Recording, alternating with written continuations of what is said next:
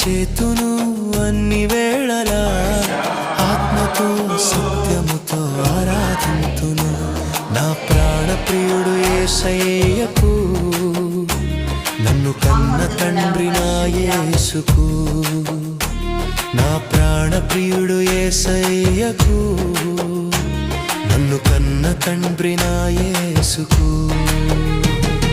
స్తుతిస్తూ